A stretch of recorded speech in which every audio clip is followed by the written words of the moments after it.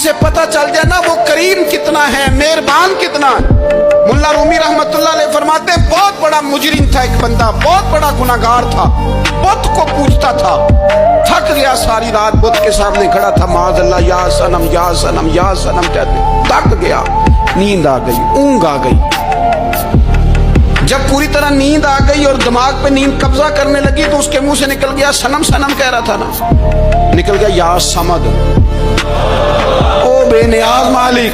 रब करीम ने फरिश्तों से फरमाया दौड़ के जाओ, जो कहता है इसे दे दो। फरिश्ते कहने लगे मालिक तो बुत को पुकार रहा था, उसने तो गलती से नाम लिया है। फरमाया मुझे नहीं पता, लेकिन देखो ना उसने मुझे पुकारा तो है ना, कितनी देर से झूठे को पुकार रहा था, इसका मामला हल नहीं हुआ।